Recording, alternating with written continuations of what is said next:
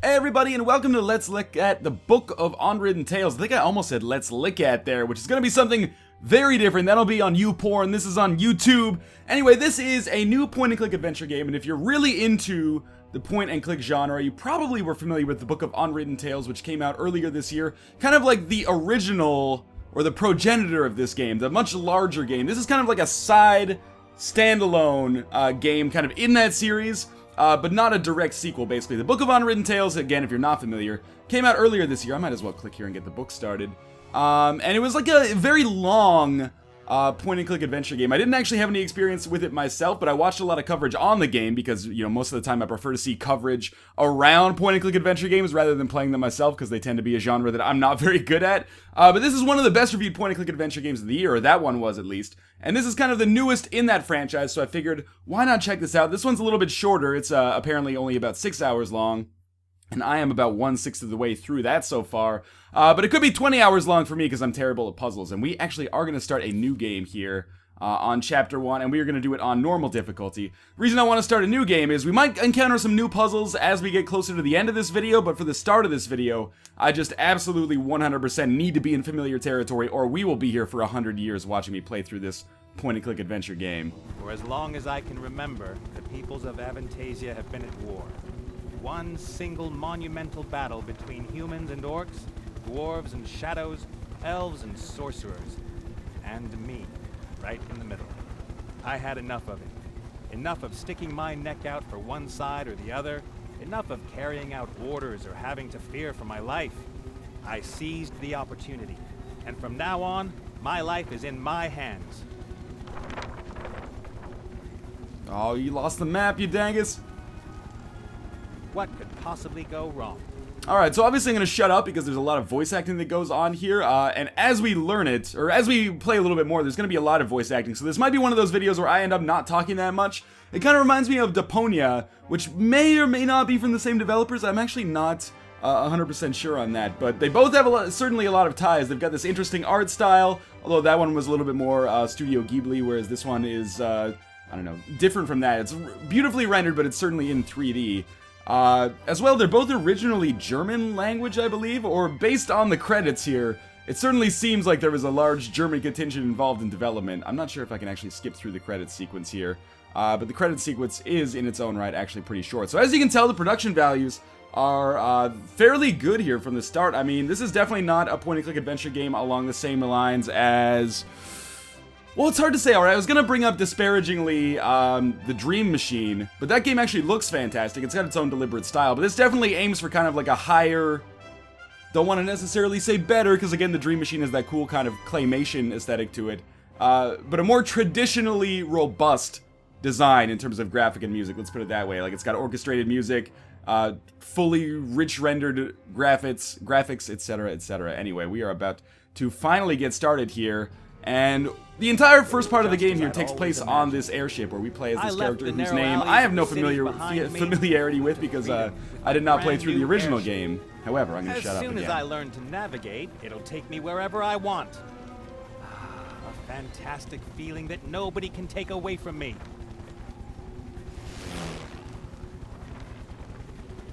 Nothing and nobody. Ah, damn.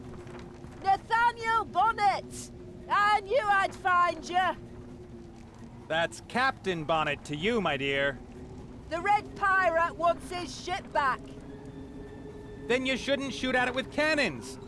I won't rat on you if you let me escape, okay? He's got a good point there. I'm in no mood for jokes. This is about 3 sacks of gold. It's always about sacks with you, isn't it? There's no fooling around with my head-hunting orc friend. If she boards the ship, that could mean the end of my life of freedom. Or my life in general. I've got to escape her. Land on the ice or suffer the consequences.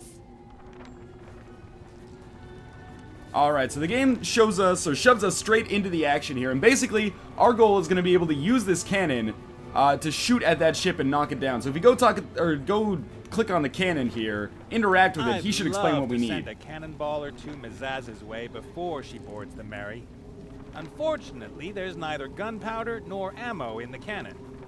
Alright, so we are going to need to pick up some gunpowder somehow. We are also going to need to pick up a projectile to shoot at Mazaz here in order to shoot down her ship, which looks certainly more menacing than ours. I mean, she's got the dragon head and the 2 spears. All we've got is this weird little, like, rooster head dress here on the front of our ship. The bow, I apologize. We're gonna look at this keg here. There's a smaller container in the large barrel. A powder keg. Well, let's light a fire under the green skins behind. Alright, so in standard point-and-click That's adventure style, empty.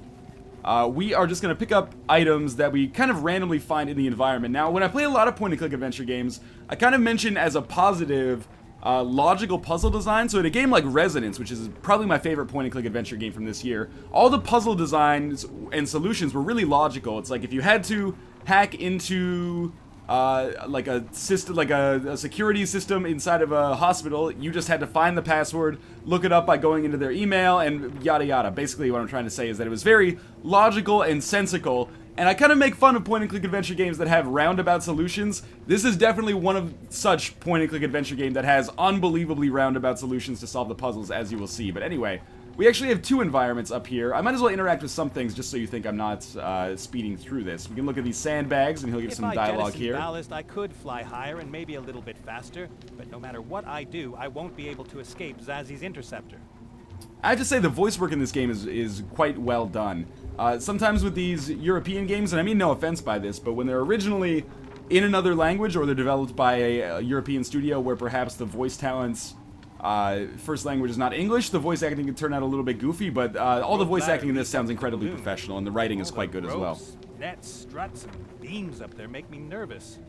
And of course, I kind of feel like our main character is like point-and-click adventure protagonist, like Mark 1. Like, he's plucky and funny and zany, but he's confident, but he's inept. I don't know, there's some kind of like false bravado that seems to show up in a lot of these characters. Similarly, who is it I was trying to think of that is exactly the same? Like Hector from Hector Badge of Carnage is exactly the same. I don't have too much familiarity with point-and-click adventure Sooner or games later, from... I'm going to have to deal with the machinery. Right now, I'm just glad everything's working. With, like I was going to say, with point-and-click adventure games from like the late 80s, early 90s, but I assume that there is some kind of like prototype for this character that was popular, maybe, you know, Monkey Island or something like that, that has gone on to influence all of these characters. Same with the character from Deponia is exactly the same as this. I feel much safer here on deck than up there. Anyway, so I can't reach the rope ladder, as you can see. I don't want to mess around with the steam engine. I can't steer the ship. We do have this powder keg, though. What we need to do is actually head down here and fill it up with gunpowder. Oh, although, actually, no, don't go down! Rufus! I actually don't know his name. It might be Rufus. We're actually going to go back up here for a second. Again, I should mention, graphics look absolutely beautiful here. I've never been down here. I was a little too busy leaving the pirate island with my profits. But everything the fat man hoarded here is now mine. Alright, so we're going to go upstairs again. We'll talk to that old lady attached to the ship in a second, and she will give us some of the best dialogue that we have in the early part of the game. Definitely a strong point with this game right here is humor, but I'm going to skip through that. Yeah, just a second. I'm looking for my white flag. And I'm going to go over to this wine bottle over here, which will provide us with an element that we are going to need to solve some puzzles. Again, get ready for some absurd and esoteric puzzle design. The red pirate knows quality when he sees it. The wine had a cork. The cork and corkscrew are still in the neck of the bottle. Alright, so we will take the corkscrew. I'll just keep the corkscrew. I'm not interested in empty bottles. And with the corkscrew and the powder keg, I believe we can now fill up our barrel with gunpowder and then take it upstairs. So we do have this barrel down here, as you can see. But if we try to just pull out the cork, I believe it will fail. Everything you want to keep safe and dry on a long voyage.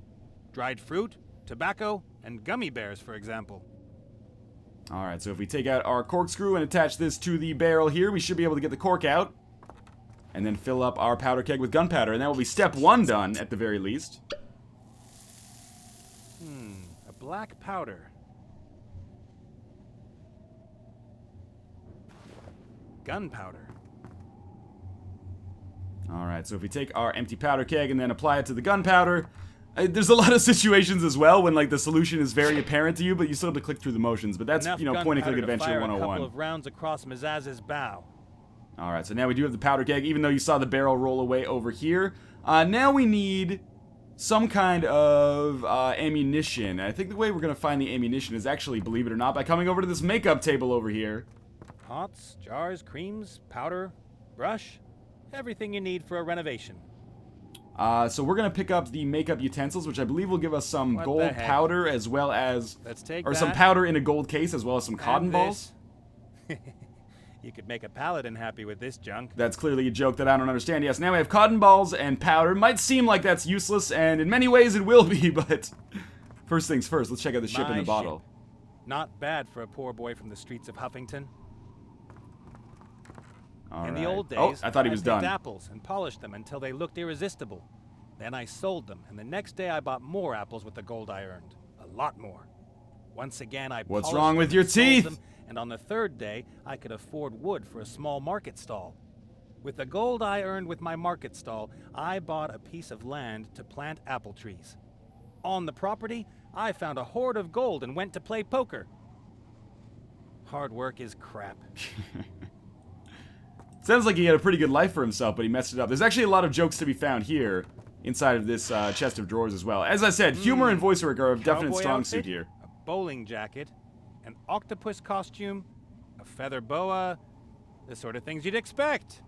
All right, let's see what we got in here. Skeletal arm, probably for October 31st. That's when the undead and their supporters have parades everywhere. We're undead. We wander the earth. Get used to it. Clever. We can take the skeleton arm, and this will come in handy for us in a second. We also have some... I mean, if you want to talk about esoteric puzzle design, just look at what we have in our inventory right now. A corkscrew, a powder keg with gunpowder, makeup utensils, and a skeleton's arm. Like, obviously, whatever puzzle or solution we come up to with our puzzle is going to be sort of insane here. We can try to combine these items, by the way, but some of them just won't work, I think. Keg already has a hole. A really big. So as you can see, if we try to attach these ones I'm together... certainly not going to arm the creepy arm. It's got a good point there. Let's check out more in our chest of drawers, see if there's anything in here. I could dress up as a princess and let myself be rescued by a fat plumber. Nah. Adventure Company. Mario jokes are played out, yo. We do have some documents over here, which we'll take a look at. It's unbelievable all the things you have to worry about as a pirate these days. Health insurance, pirate social security, pensions, casualty insurance. Thanks, Obama. According to these documents, a pirate with an eye patch and a wooden leg is occupationally disabled. Soon you'll be allowed to marry sheep and giraffes if you want to. But there are, I think on the documents there is a paperclip, and one of the complaints I have about this game is that this is definitely a game where you, or I at least, kind of find myself painting the screen to figure out what to look at. So in this case, if we take the documents, I think we get a paperclip. And the paperclip becomes important, but you can't actually see the paperwork was paperclip on the boring the desk, first so time I read it. you've really just got to Even the like paperclip kind of that holds it all iterate or brute together is force your more way into some of these item solutions. Anyway, we got the paperclip. I'm going to save you some time. We can use the paperclip to pick the lock on this box, and this will give us then our open kind the of paperclip. first interesting Maybe puzzle then I can within pick the the lock. realm of the game. So it's not like an overarching puzzle like how to shoot the cannonball. It's actually just a small standalone puzzle, and I actually think this puzzle is fairly strong. So what we've got to do is try to pick the lock here. When I first played it, I thought my goal was to actually like fit the lockpick around all this stuff, but we've actually got to put it through these tiny holes and get it to go through the exit. So you can see if we just start it like this, you might think, oh, pretty good so far, but then we can't actually get it down there. Maybe we choose to go in much lower this time, like this, and set it up like so, but then we can't quite get this one to go high enough because of one of those pins is like jamming against the top. So again, I'll save you a little bit of time here. You just want to go through this spot in the middle. And I think by going like... Oh, that's not right. By going like this, we then solve it pretty easily. And just get through to the exit there. And we should find That's something it. in here. I believe it's a cigar. And I don't know why I'm getting that achievement, considering one I got cigar that left. achievement, or I already solved that I'll puzzle use for it to myself. celebrate my But hey, who successful knows? Escape this evening. Okay, so now we've got a cigar. I don't know why we get the fanfare of music for that. I guess because that's maybe suggested to be the most difficult puzzle that we're dealing with here. But the cigar we're going to use to light the gunpowder, not to spoil anything for you. Now, we are missing a few ingredients still. I need to find a hose. I remember that part. But before we do that, we might as well... Man, this guy's got some swag. He actually does have the boots with the fur. I'm not sure about the apple-bottom jeans, though. But we're going to check out the stove over here, because this is where our fire is eventually going to come from. The fire in the oven is out. All I can see are a few smoldering pieces of wood in the middle. Alright, so let's grab the smoldering pieces of wood. Experience has taught me not to pick up glowing coals with my hand. Several times. You know what Einstein said? It's hard out here for a pimp. Okay, we're gonna poke around in the ashes with the skeleton arm, which may give us the charcoal. We'll see. Let's see. Ah, a lot of charred wood, white ashes, and hey, some charcoal. I'll take some of that. I wonder. How he manipulates the fingers is beyond me. Sure enough. How handy. Now I've got a new best friend and... Hey! Ow! Alright, so we got some Evil Dead 2 action here. That hand is just gonna run away, I believe, and You now it's little actually rat. Ah! impossible for us to interact with that, and similarly, we can't Another just take the life, I might charcoal have now. been able to use the piece of charcoal. But in this one, it doesn't help me at all. And now we're going to go back upstairs and we'll probably have some more dialogue with this orc, who is a character that we will get used to because we're going to be seeing a bunch of her, at least in the early game here. Now, I'm just trying to think of what else we need. I'm kind of spoiling it a little bit. I'm going through a little bit too fast. Let's see what we've got in this chest. I believe there is some important material in The there. Red Pirate ship and the prospect of finally being my own master were more important to me than his treasure. But I thought, why shouldn't I start my new life with a couple of chests of gold? And inside the chest we have, I don't like that you have to double click on them sometimes in order to activate them. Confetti? Horns? Party hats? I hate Mardi Gras. Naked pictures of Aunt Sally. Now we should, if we take I'll the take amusing some Mardi Gras confetti, items. a horn, and a Mardi... I'm just going to skip through that dialogue there, because I thought I was being more clever. But we have all these Mardi Gras items that we will now use in conjunction with all these. Again, I would like to draw attention to the absurdity of the puzzle design and the solutions on some of these. For example, our current inventory: corkscrew, powder keg, cotton balls, powder, unlit cigar, confetti, Mardi Gras thing, and horn. We're going to add to that by picking up this hose over here. And these are all the ingredients that we need to solve this puzzle. This puzzle took me like 45 minutes. It took the two of us, because I was playing through with Kate watching me, trying to help me with the puzzle design because I'm so awful at them. About 45 minutes to solve this first puzzle, so you were getting a much expedited and very much merciful look at this puzzle than if I was doing it blind. Anyway, now that we have the hose, we are going to do some crazy shit here that you will see. We're going to head back downstairs. We're going to move over here. We're going to combine the cigar with the hose. Cigar plus hose equals cigar hose. I shoved the cigar a little way into the hose. Yeah, I've heard that before. Clinton. We're gonna put, come back. We're gonna put, the hose with cigar into the fire, which is gonna allow us to light the cigar and will give us a funny piece of dialogue as well. Not to mention just the absurdity of watching our guy get high as hell by smoking a cigar through a hose that's buried deep within a furnace.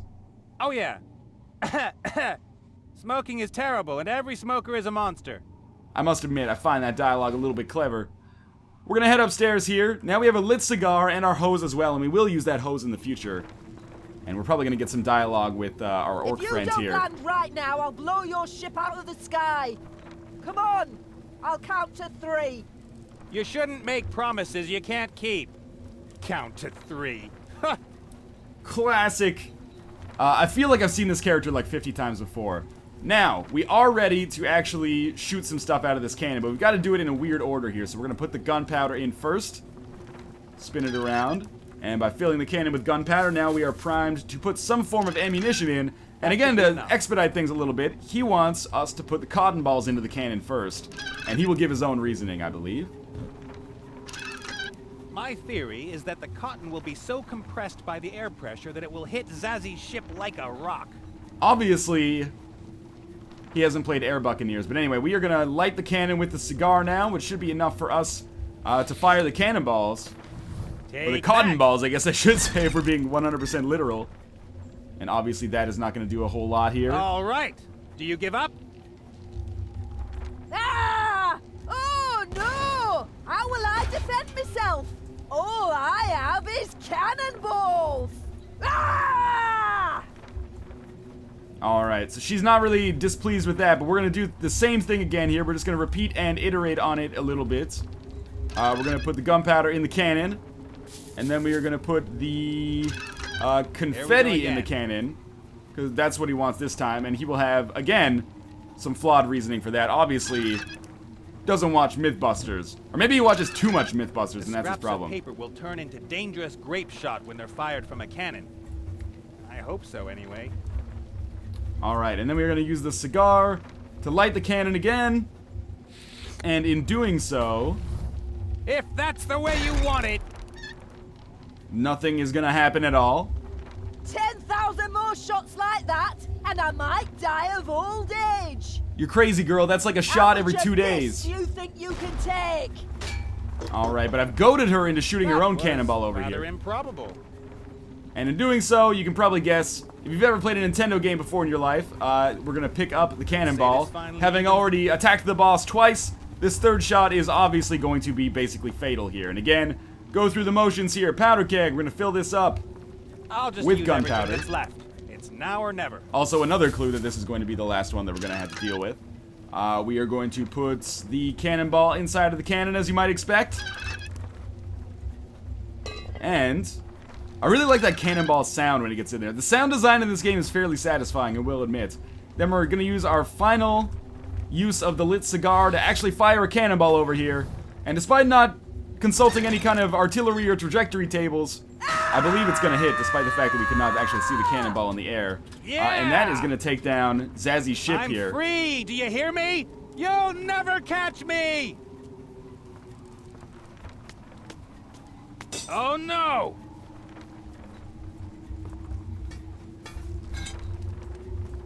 I thought you bounty hunters always had another trick up your sleeve. Very clever. Why doesn't she just kill him right now? Oh, right, it's a, That is, you know, so fantastical unfair. adventure. So we are going to do the second screen of puzzles here, and then I'll probably stop, because I don't want to show off too much, because, on, you know, you again, can't if this just is a take me fairly back to short the game, Batman. with point-and-click adventure games, you know, a lot of the length actually comes from trying to divine the solutions. So if I just speed through the game, I could probably potentially beat it in, or beat too much of it in too little time, and maybe ruin like a quarter of the experience for people. But anyway, we've got to get out of this prison right here. I forget how we're going to do this. I think first things first, we have to use like our corkscrew to loosen the rivets up here. Again, this is another one that took me like 20 minutes to figure out. Just because some of the things that you have to The click other on are so rivets small. rock solid. Alright, so now that we've got that loosened, we have to get this Chain can certainly take a wallop. Maybe I can use it as a weapon. But if we try to do like hose plus corkscrew, this will make like a grappling hook for us. I told you we'd be using the hose The again. end of the hose. And if we try to use the grappling hook with the The chain, chain would slide over the metal pipe and make a hell of a noise. right, so it's going to make Zazzy would an notice, extremely and loud very noise mad. here. So what we have to do is get her to somehow not listen. And to spoil this First, for you, I have to free myself. we have to talk with her many, many times. So let's see if I can get her to finally talk. Just click on her. Zazzy? There we go. What do you want, prisoner? Why so impersonal? We've got a long flight ahead of us. We ought to get to know each other better. Oh, this is why I hate bringing back my targets alive. Alright, I think I'm just gonna go with see you later and Should kind of look where speed this we're along a going little bit. and not chat with the prisoner. And then I will speak with her again. Zazzy? Oh man, we might have to You go, know can't what? we make a deal? I give up. Let the fat man have his precious ship back. My freedom is more important to me than this ship. It's not just about the ship. You made him look ridiculous. A fat little pirate who runs around dressed in red from head to toe, and I made him look ridiculous? You beat him at cards. In his city. Nobody does that and gets away alive. Somebody should have told me that before. I agree, then I Did wouldn't be tell in this ya, ridiculous but situation. You just couldn't resist, could you? If you're lucky, he'll just toss you into the dungeon for the rest of your life. Alright, how about we should run away together? We should run away together. Flattery is We'll the best fly form to of the prison sunny escape. South, sell the ship for gold, and spend the rest of our days playing solitaire and hidden object games. Clever self-referential elements.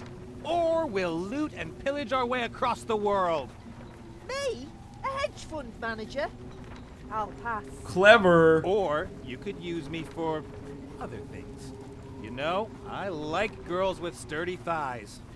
Yeah, but I don't like miserable wimps without a hint of self-esteem. You know, that hits a Wow. little bit too close to home. If you keep saying Anyway, such I am just gonna Ouch. skip through a lot of the dialogue here. I have You just Because this is another basically thing our of solution here, but I don't want to sit here for another 20 minutes and again spoil some of the dialogue, which is probably the main selling point of this game, along with the art. And if you're into this kind of absurd puzzle design, maybe you're into that as well. And again, I'm just going to skip through all this dialogue. And by continuing to talk to her basically exhaustively, she will eventually get super annoying and put on some earplugs. Not to spoil things for you, but if we just give it a second here. But I'll...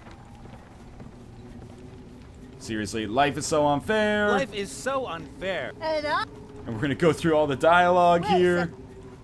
There we go. Finally, she puts in the earplugs. Alright, now that she's got the earplugs in, I can use the grappling hook on the chain. Alright, let's... And this should bring the chain down here. Excellent. What was that? What? That sound. You mean my excited heartbeat when I see you from behind? That line always works. Don't lie to me, game. I use that in my day-to-day life. Then we are going to take the chain. And I believe we're just going to toss the chain into the flywheel over here. If I remember correctly. Throw the chain onto the flywheel. I hit one of the spokes with the hook. The chain... Oh, I guess I need to attach it to the lock first, or attach it to the grate first. Okay, attach it to the grate. And then pick up the other end of the chain right here. I kind of like this puzzle, actually. This one seemed a little bit more intuitive to me. Then throw the rest of the chain onto the flywheel. And that should mark the end of our second stage here. So we just ripped the door off our jail cell. We're going to run down into the cabin's chamber and then lock the door behind us. Beautiful, and I am actually going to back out of this now. Ooh, that was close. The hatch looks like it will hold for now. Don't stare into my soul unblinkingly. Off my ship, but how? And I'm gonna, just go back to the main menu here. So that's all I'm gonna show of the Book of Unwritten Tales, Critter Chronicles. It's not my favorite point-and-click adventure game of the year, for sure. I think if you're only gonna play one point-and-click adventure game in 2012, make it Resonance. It's got a really interesting story, it's funnier than this game, and I like the puzzle design a lot more. But that's not to say this is bad. It is a little expensive. It's gonna be $15 in the opening week and $20 overall. But it seems like if you're a fan of classic point-and-click adventure games, this might be up your alley. But for me, I find the puzzle design a little esoteric. The main character is entertaining, but he's also a little samey. Like, I feel like I've seen several characters like that before in my limited point-and-click adventure history. And beyond that, I don't know. I just feel like Resonance is a better game overall. But that being said, if you're a huge fan of point-and-click adventure games, you can get this on Steam now for $15 or $20 after its first week. As always, thank you guys for watching, and I will see you next time.